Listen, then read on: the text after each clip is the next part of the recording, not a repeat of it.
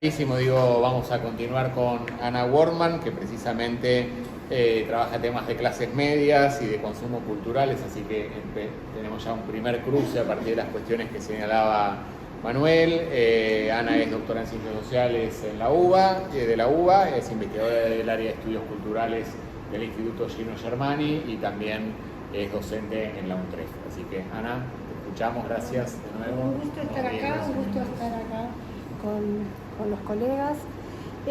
Bueno, a mí me tocaba reflexionar sobre la ciudad y como yo trabajo sobre consumos culturales y durante mucho tiempo trabajé sobre públicos de cine, primero voy a empezar a hacer alguna referencia a ese tema y después voy a ir más a la cuestión social, que es un poco lo que me parece lo que más nos preocupa. Pero en la cuestión de los consumos culturales hay una pista que nos lleva a la cuestión social.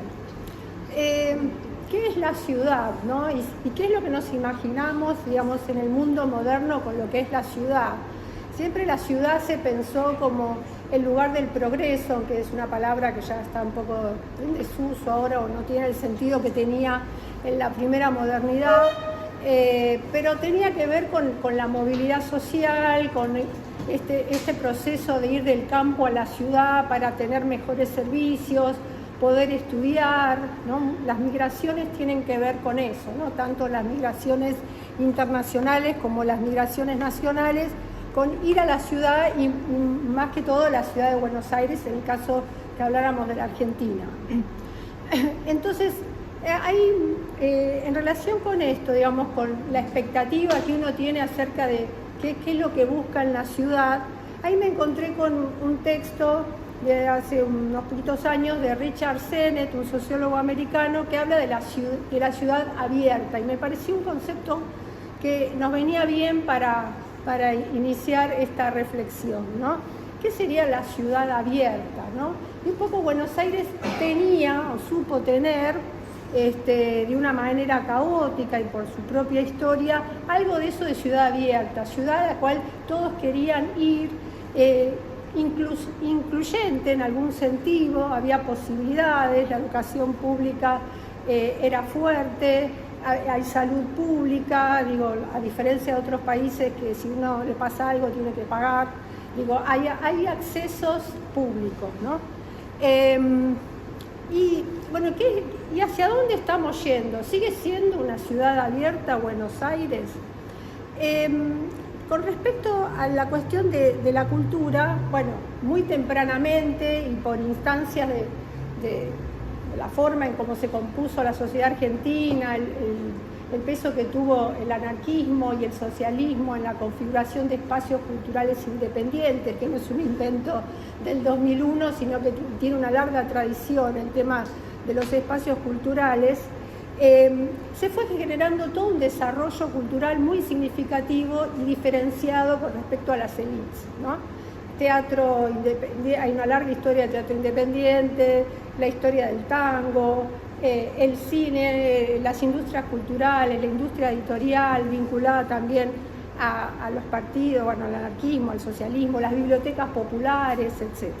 Bueno, todo eso fue muy significativo y también lo que fue muy significativo fue el público de cine, ¿no?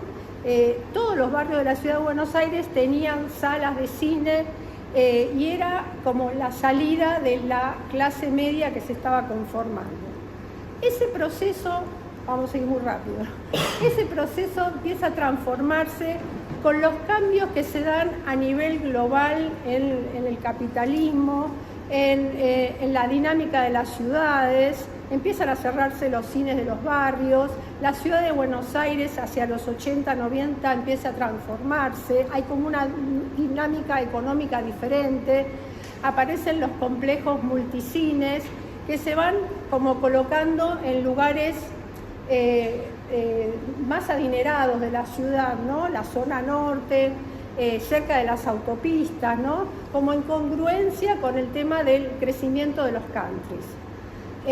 Y efectivamente toda una serie de datos sobre cómo cae el consumo de cine en el centro de la ciudad y crece en el norte.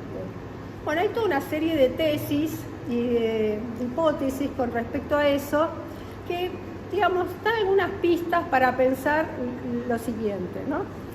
Hay quienes hablan de una elitización del consumo de cine, lo cual es, digamos, es realmente muy significativo afirmar eso, porque cuando apareció el cine tenía que ver con las clases trabajadoras y con la conformación de una ciudad industrial. Como decía un sociólogo inglés, Raymond Williams, el público de cine se hizo yendo al cine, no es que tenía una formación particular, nada por el estilo, sino que es un público que se hace de eso, de la práctica de ir al cine, no de ponerse a estudiar ni de por herencia de los padres, no. O sea, no tiene nada que ver con la historia de los públicos o del consumo de las artes visuales, como se dicen ahora. Entonces, bueno, esa conformación social del público de cine, eso empieza a transformarse y empieza a aparecer esto que hablan de la elitización del consumo de cine. Y notablemente ese proceso de transformación de los públicos de cine aparece junto con la transformación de la ciudad de Buenos Aires, una ciudad que se hace cada vez más desigual entre el norte y el sur. Esa hipótesis de la elitización del consumo cultural uno la puede advertir en varias cosas. Yo hace poco recibí una encuesta que se hizo de la Feria de Editoriales Independientes, que tuvo un éxito impresionante, en un barrio también casi gentrificado, o sea, en el sentido de, bueno, que es un barrio que tiene que ver con la transformación de la ciudad de Buenos Aires, la conformación de distritos creativos, que es algo que impulsó el gobierno del PRO en la ciudad de Buenos Aires como una manera de desarrollo económico asociado a la cultura, y muchos de los eventos se hacen en Chacarita.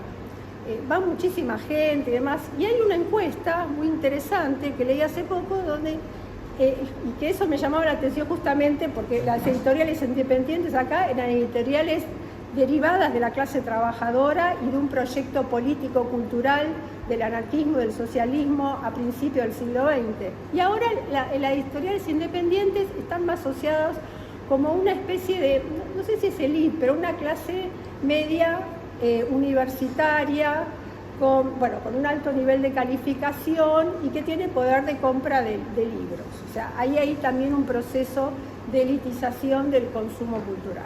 Y también se puede observar ese cambio en muchas políticas que, digamos, que obviamente esa no debe ser la intención, pero digo, si uno hiciera una evaluación de las políticas culturales de la Ciudad de Buenos Aires, cuando uno lee las encuestas, ¿quiénes van? Los universitarios. La noche de los museos, uno lee la encuesta, ¿quiénes más van? Gente que tiene alto nivel de calificación. Ella iba al museo y ese día va para, digamos, porque le da como una connotación festiva a la visita al museo. Las políticas que tienen que ver con el teatro independiente también, digamos, justamente el teatro independiente, al igual que el cine y la industria del libro independiente, como decía, tenía que ver con cierta tradición, digamos, crítica, alternativa, y sin embargo, ¿quiénes van? Las personas que tienen un alto nivel de calificación, profesionales, emprendedores culturales, como se dice ahora, etcétera.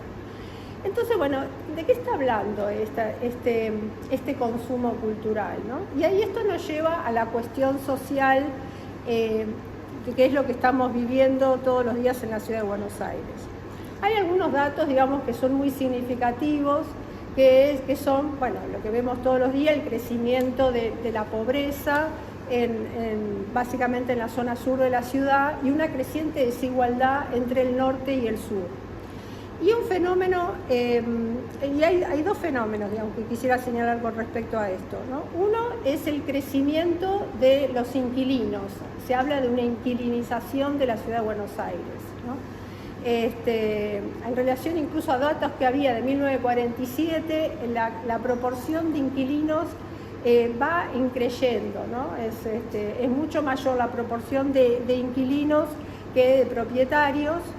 Y con respecto a los alquileres, también lo que se está produciendo es que, como los alquileres son cada vez más caros, hay una migración de la ciudad hacia el primer cordón del conurbano sur y del oeste también. Y otro fenómeno que da cuenta de esa creciente desigualdad social es el crecimiento de las villas.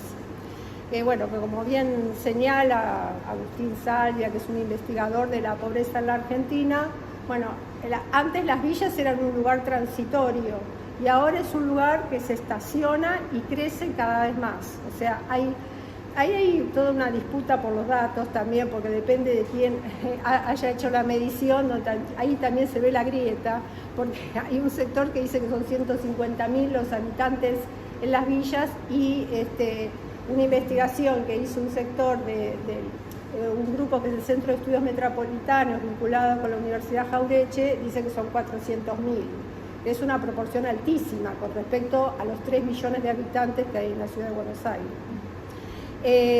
Bueno, y ahí hay todo un tema que tiene que ver con el crecimiento de la pobreza urbana, la economía informal, o sea, qué es lo que está pasando con la dinámica del empleo en la ciudad de Buenos Aires.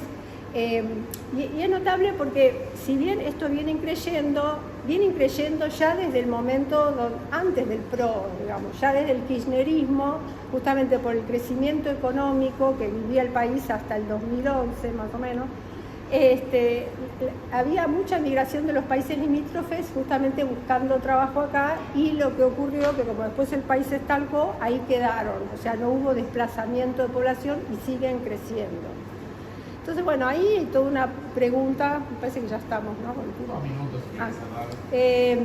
Me parece que ahí hay toda una pregunta con respecto a, bueno, cómo intervenir desde la política, desde las políticas culturales, cómo generar espacios en común, justamente que esa era una de las preguntas del documento de esta mesa, ¿no? ¿Cómo hacer para que vuelva a haber espacios en común? Justamente porque lo que se observa es que hay una creciente fragmentación urbana. O sea, si antes había más mezcla, ¿no? Y de hecho hay textos sobre Buenos Aires, ciudad de mezcla, ¿no? Bueno, ahora no. Buenos Aires es un poco el ejemplo de lo que está pasando a nivel mundial con otras ciudades del norte global, ¿no? De la creciente fragmentación urbana, de la creciente desigualdad, de la dificultad de alquilar, de la precariedad en el habitar, ¿no? De no estar mucho tiempo en un lugar y de estar circulando. Bueno, ¿qué consecuencias tiene eso a nivel social? Entonces, bueno, ahí hay todo un problema de fondo que no es solo de la ciudad de Buenos Aires, que es un proceso que tiene que ver con la dinámica del capitalismo mundial, ¿no? Sobre la financiarización de la economía y cómo eso redunda en las grandes ciudades, ¿no? Y eso lleva a la especulación inmobiliaria, etcétera. Y bueno, y cómo el Estado debería intervenir en términos de políticas de vivienda, o sea, que la vivienda no sea algo, digamos, que sostenga la especulación financiera, sino que vuelva a ser un bien social, ¿no? A través de créditos, en fin, estoy hablando de una utopía, ¿sí? Pero me parece que ahí hay un problema muy complejo realmente.